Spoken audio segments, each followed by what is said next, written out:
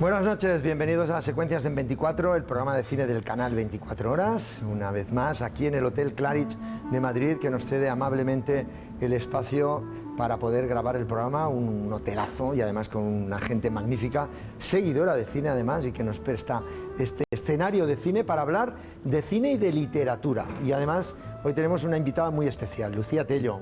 Buenas noches. Buenas noches. Lucía, un placer tenerte aquí, especialista en cine, escritora, profesora de cine, entendida y mucho en cine y en literatura también, ¿verdad?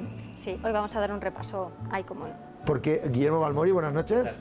Además, una colaboradora de Notorios, de muchos libros, y amiga, por supuesto. Estamos muy contentos de que esté. Vamos a hablar vamos a recomendar, ¿no?, unas películas que para muchos de nosotros son grandes películas y que a lo mejor la gente desconoce, pero que están basados en libros. Sí, son recomendaciones de películas que nosotros creemos que, bueno, algunas las conocerá más la gente, las queremos reivindicar, a lo mejor algunas las conocen más, otras menos, pero siempre con ese aire reivindicativo de que queremos que si no están suficientemente valoradas se valoren, incluso si la gente no conoce llegue a conocerlas, y todas basadas en novelas más o menos importantes, y aprovecharemos también, yo creo que Lucía y yo aprovecharemos también para reivindicar a algún autor o alguna autora, ¿no?, de novela o de libro, porque hay que recordar también que hay adaptaciones de teatro, pero estos son novelas. Y además decir también que no vamos a poner en juicio si la obra es mejor que el libro o que la película es peor que el libro. Nosotros lo que vamos a decir es, se basa en un libro, ¿verdad, Lucía? Exacto. Vean la película y en muchos casos complementenlo con el libro. Hay muchas películas así, ¿verdad? Sí, por supuesto. Esto no es excluir ninguno de los dos, sino que estén complementados y que podamos ver también pues, las idiosincrasias de cada uno. Vamos a ver las recomendaciones. Empezamos, si queréis, por Guillermo Balmori. Guillermo, muy bien. La primera película que nos traes, recordamos, son todas películas basadas en muy buenas, malas o simplemente novelas. Esta novela es muy buena y la película también es muy buena. Yo voy a recomendar Madame Bovary, la versión que hizo en 1949 Vincente Minnelli, que curiosamente, tradicionalmente, no se ha considerado quizá entre los grandes títulos de Minnelli, porque hay que recordar que Minnelli es tanto un autor muy famoso de musicales y de comedias, pero también a veces se olvida, es un autor de melodramas gloriosos, ¿no? Para mí Madame Bovary sería, bajo mi opinión, de las que hay que revalorizar. Creo que además se está revalorizando. Es del año 49, el año en que la Metro-Goldwyn-Mayer cumplía 25 años, y la propuso como para celebrar ese glorioso aniversario poder adaptar esta novela de Gustave Flaubert tan famosa, y que tuvo problemas de censura porque es escandaloso el tema que trata, ¿no? El carácter de la mujer, pues esta mujer que abandona, digamos, al marido para vivir esta vida que ya nunca ha podido vivir y que quiere, una provinciana que va a la ciudad, ¿no?, y quiere, digamos, vivir esas sensaciones. Fíjate que el tema era tan peliagudo para la censura que se obligó a la Metro-Goldwyn-Mayer a poner un prólogo en el cual James Mason hace del propio Gustave Flaubert y justifica al personaje, ¿no? Es decir, de alguna manera lo que está haciendo es justificar por qué Madame Bovary es así, y bueno, este prólogo lo obligó la censura a poner, pero bueno, dicho por James Mason, pues bendita, entre comillas, censura que puso ese prólogo y nos dio esa interpretación. Jennifer Jones es Madame Bovary y tiene unas escenas maravillosas. El vals de la película, para mí el mejor vals jamás filmado en un cine, y la composición de Miklos Rozsa de ese vals, espectacular. Yo recomiendo fervientemente Madame Bovary. Una obra magnífica que sigue muy vigente, ¿verdad, Lucía? Excelente recomendación. No te digo como José Mota, no te digo que lo superes, igualalo. Eso va a ser difícil porque yo me he ido un poco más atrás, a 1925, a Alemania, con Lotte Reiniger, que es una de las primeras animadoras de la historia. De hecho, he traído Las aventuras del príncipe Ahmed. A lo mejor hay mucha gente que la ha visto, pero me consta que hay pocas personas que sepan exactamente que esta animadora existió, además que es el largometraje de animación que se conserva todavía, o sea, más antiguo de la historia. Y nada, está basado en Las mil y una noches, eso es muy difícil de superar, incluso por Flaubert. Y bueno, pues narra las aventuras, es un fragmento obviamente, uno de los cuentos de Las mil y una noches habla del príncipe Ahmed y todas las aventuras que tiene que ir sorteando también, bueno, pues con Aladín, imaginaos, con Aladino y todas las cosas que tiene que hacer hasta llegar pues, a su amada. Una de las dificultades de adaptar una película, una novela a una película es transmitir lo que transmite el libro, ¿no? Y eso era el gran reto de la película que les recomiendo, que es El perfume, de Patrick Süskind. Los olores, la ambientación, toda la textura que tenía el libro, pasarlo a película. Ese era el gran reto de Tom Tucker, el director de la película. Un film que en principio estaba en la terna de directores Ridley Scott, Tim Burton, Julian Schnabel, pero finalmente se consideró que un casi desconocido, Corre Lola, Corre era la única película que había hecho este director alemán. Pasó muchas vicisitudes esta novela para pasarla por las diferencias. Patrick Süskind decía que solamente Stanley Kubrick era capaz de pasar la película a la novela película. Si no era él, no. Entonces hubo un litigio, él no quería ceder los derechos, finalmente se consiguió por un precio astronómico que casi, si no del todo, arruinó al director, al productor de la película. La cuestión es que se llevó a cabo. El papel principal está interpretado por Ben Whishaw. Querían que fuera un actor desconocido para que no interfiriera en la recreación de la película, pero uno de los principales personajes sí que está interpretado por Dustin Hoffman y el otro por Alan Rickman, papeles por los que ya estaba escrito el papel en el guión cinematográfico. Las principales diferencias de la novela a la película, por ejemplo, pues que la madre del protagonista, Jean-Baptiste Grinold, en la novela muere decapitada y en la película muere ahorcada.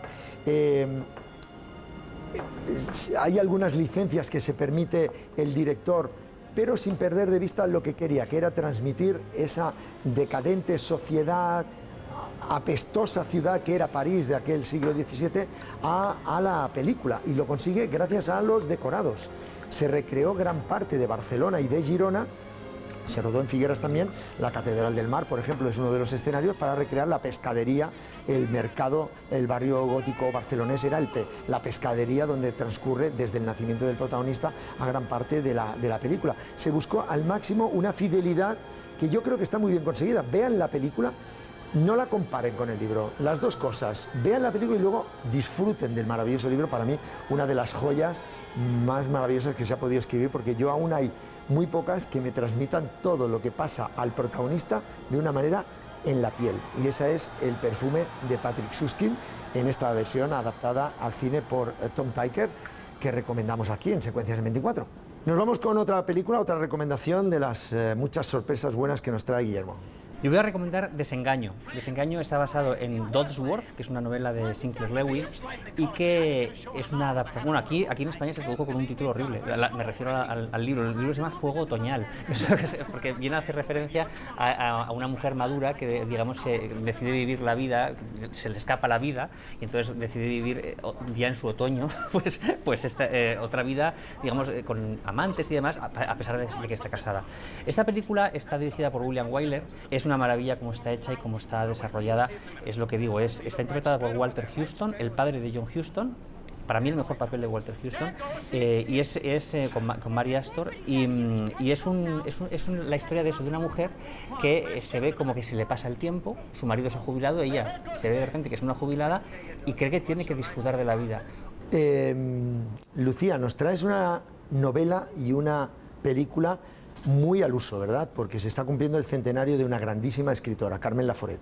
Exacto, Carmen Laforet, que merece ser reivindicada. De hecho, dirigida la novela adaptada por Edgar Neville, otro director que debe ser muy, muy reivindicado. No entiendo por qué un país como España, que tiene un director como Edgar Neville, todavía hay tanta gente que le desconoce. Tiene una calle aquí, pero una calle. Sí, pero poco, muy poco. Realmente el grueso de la población no ha visto películas de Edgar Neville. De hecho, el nombre ya les despista y la filmografía está totalmente ya Televisión Española ha puesto muchas, que hay que felicitarle. Eso sí, eso sí, sí, señor, eso es cierto.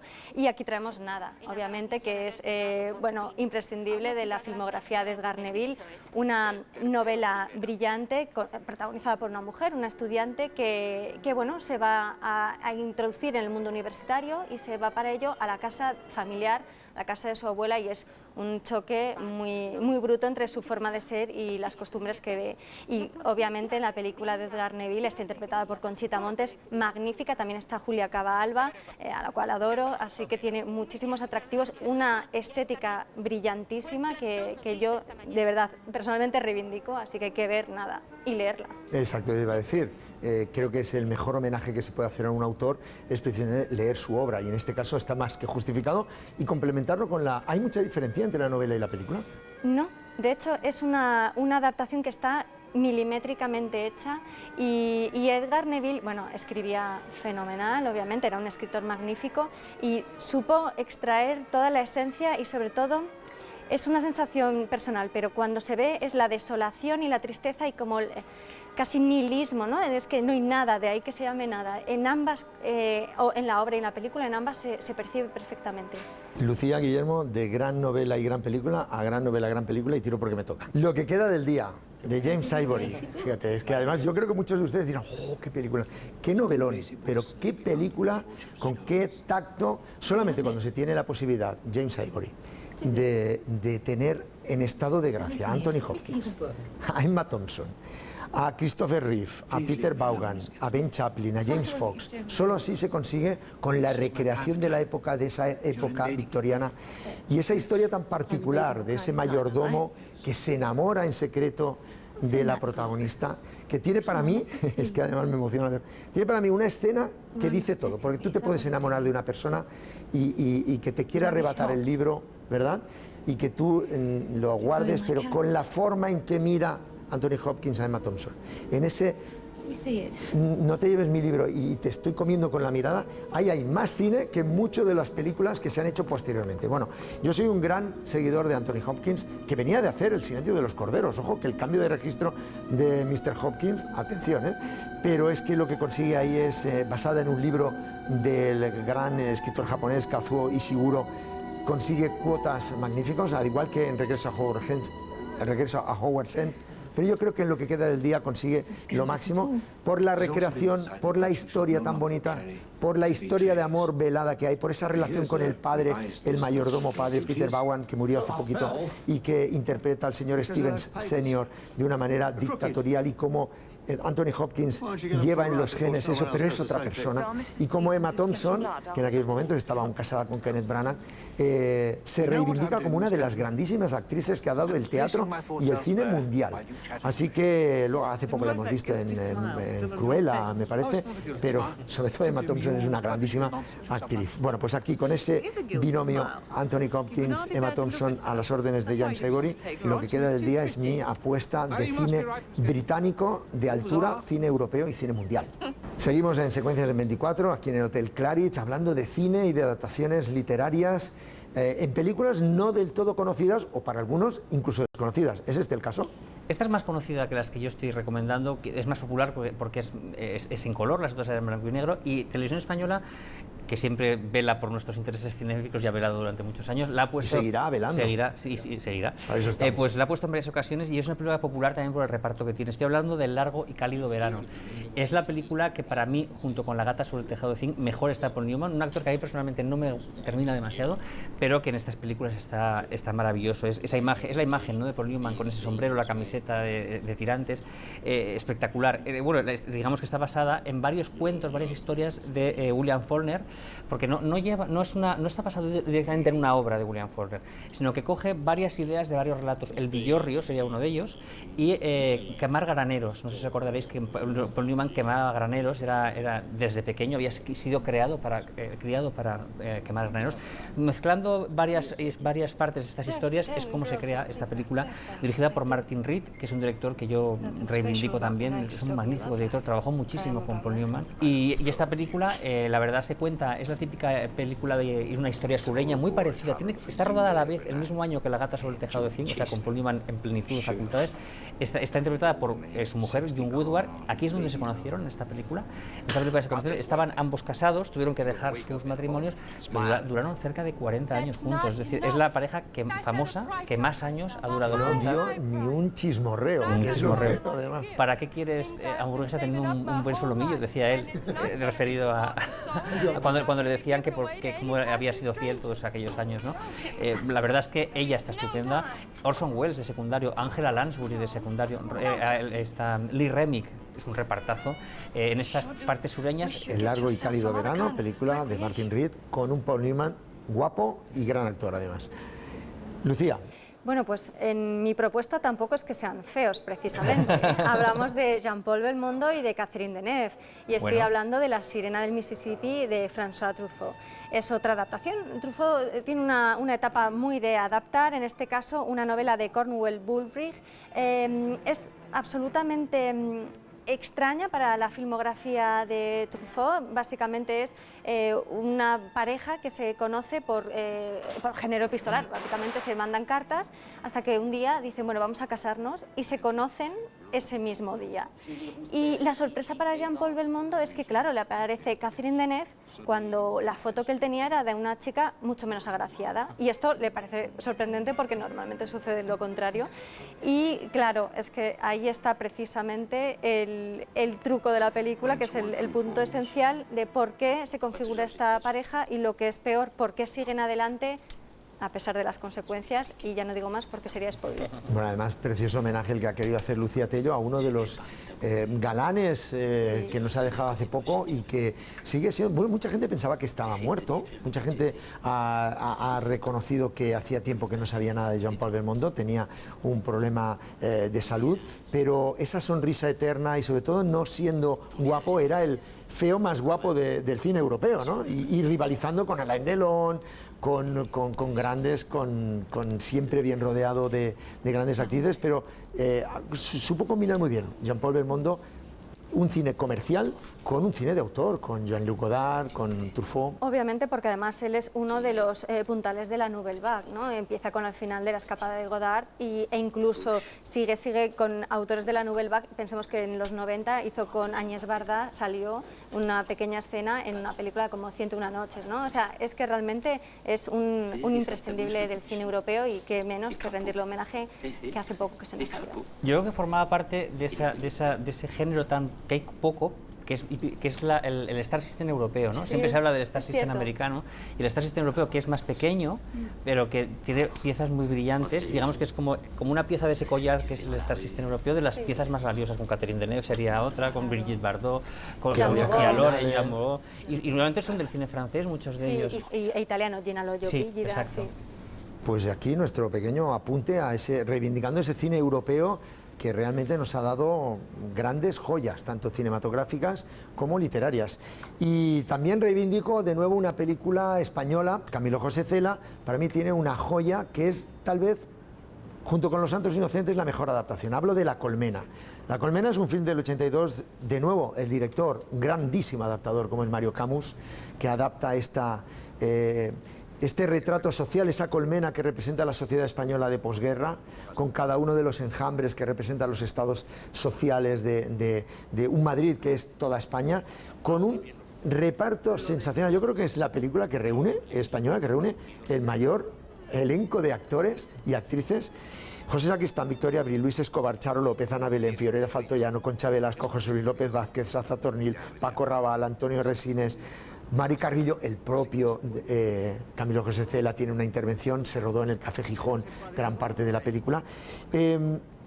La diferencia respecto a la novela, que reivindico leer, yo creo que fue de las primeras que leí en el colegio, junto con El Camino y Delibes, precisamente fue La Colmena, es que bueno, la película escatima algunas tramas secundarias, hace más hincapié en un contexto político que la novela no muestra por culpa de la censura, pero sí que muestra todo el planeta de Camilo José Cela en una recreación perfecta, en una trama bellísima, donde de nuevo nuestros admirados actores lucen, todos y cada uno de ellos, y que yo creo que merece la pena verla porque al estilo de John Dos Passos, ¿no? Mediante múltiples puntos de vista, que es esa colmena, ese enjambre, nos disecciona la España de los años 40 como pocas veces se ha hecho. Yo creo que tan solo Fernando Fernán Gómez ha conseguido hacer algo parecido pues, en El viaje a ninguna parte.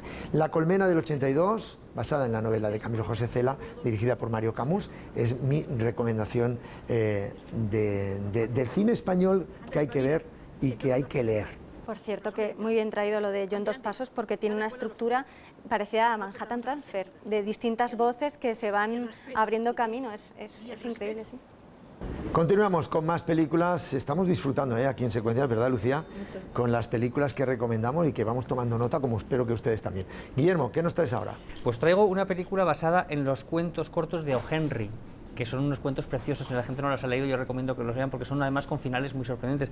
Estoy hablando de 4 páginas de la vida, de 1952, una película dirigida por 5 directores. Los voy a citar porque son Henry Hathaway, Henry King, Henry Koster, Jan Negulesco y Howard Hawks. Dirás, son 5 directores y 4 páginas de la vida. ¿Por qué? Porque en realidad son 5 páginas de la vida, pero la censura se cargó una en España. Es decir, en España se censuró precisamente el episodio de Howard Hawks, que desde mi punto de vista era al menos interesante. La verdad es que O. Henry es un... Bueno, hay que decir que esta película es muy literaria porque es el propio William Faulkner el que presenta cada uno de los relatos en la película. Es una película de episodios, son 5 historias, probablemente junto con 6 destinos, la mejor película de episodios, yo creo, del cine clásico y Al margen de la vida. Son esas 3 películas que para mí serían las más gloriosas del cine clásico en cuanto a películas de episodios. Y cuentan historias curiosas, digo, basadas en cuentos de O. Henry. Fijaros, el reparto tiene a Marilyn Monroe, antes de ser famosa, en una aparición con Charles Lawton. Incluso antes de aparecer en Amor en Conserva. No, después. Amor en Conserva es del 48, esta es del 52. Le faltaba un año para hacer Niágara, justito a puntito de saltar al estrellato. Charles Lawton, Jean Crane, Anne Baxter, Richard Widmark, Farley Granger, un repartazo. Pues después de esta recomendación nos toca una que toca América, España y actorazos también.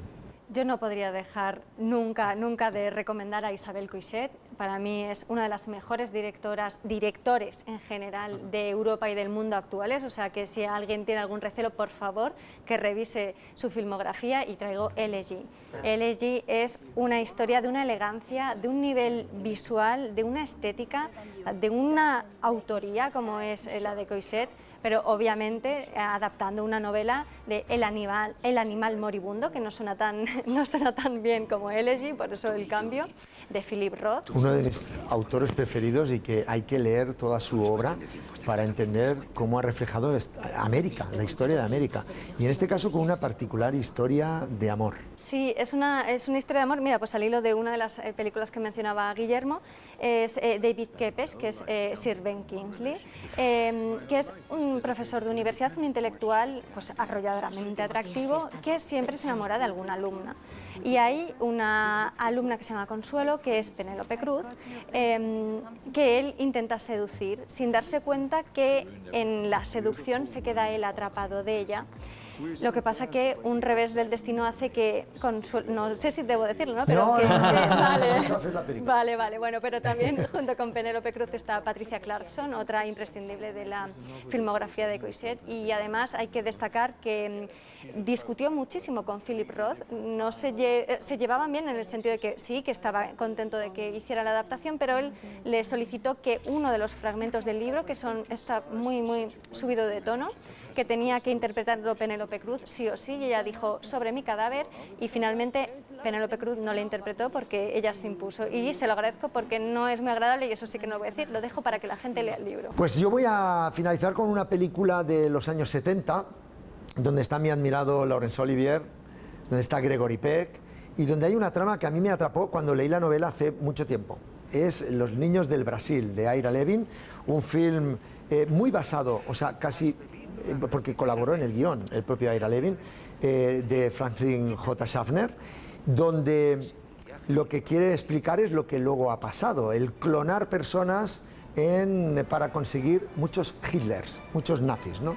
La figura de Joseph Mengele estaba viva, que era el doctor muerte del campo de Auschwitz, y todos los experimentos que hacía en el campo de concentración lo ponía al servicio de esos protagonistas de la novela y de la película para clonar lo que querían hacer una raza superior aria en el futuro. Y el personaje principal está basado en Simon Wiesenthal, únicamente le cambiaron el nombre.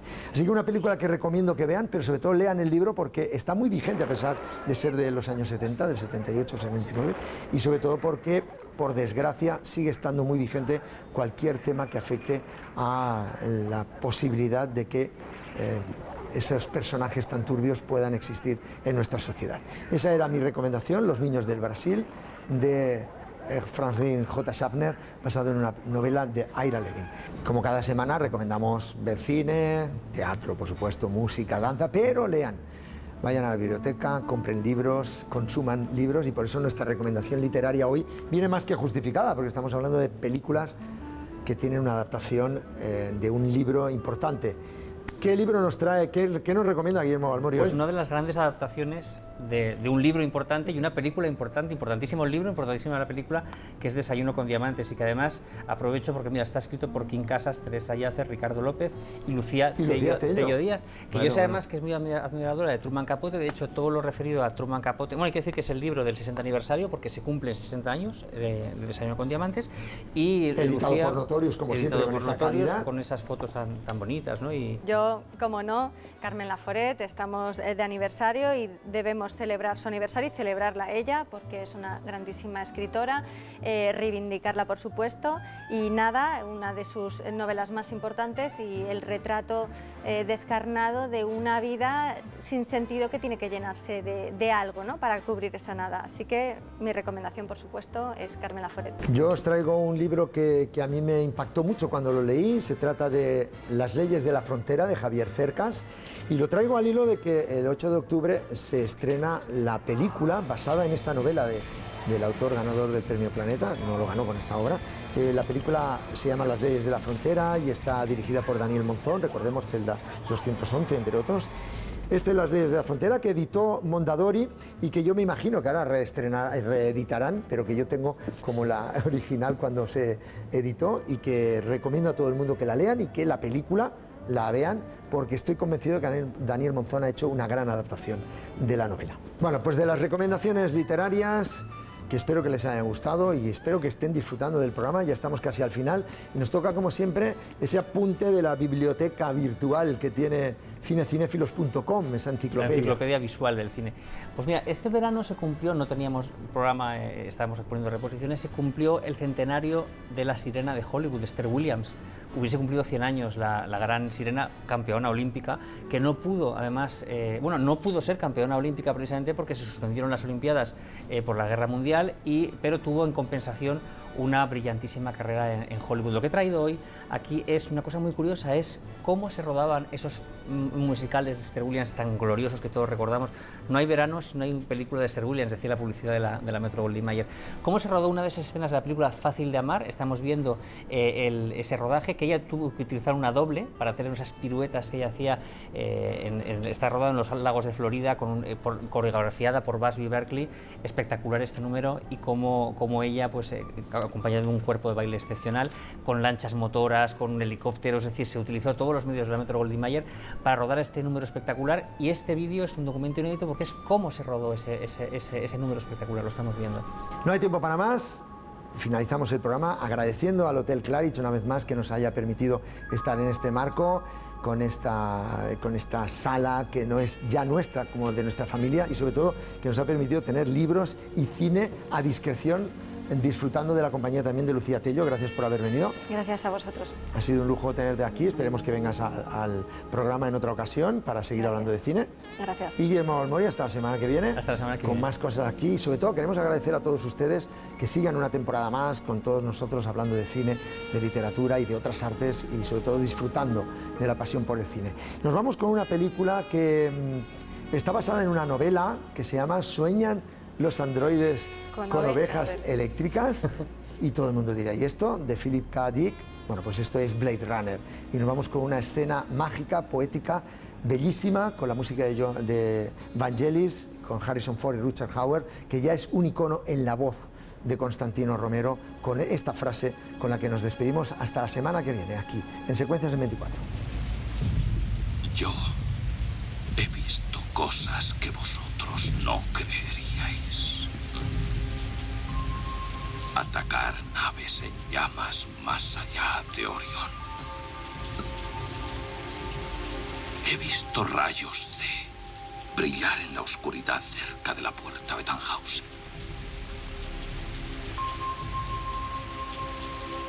Todos esos momentos se perderán en el tiempo, como lágrimas en la lluvia. Es hora de morir.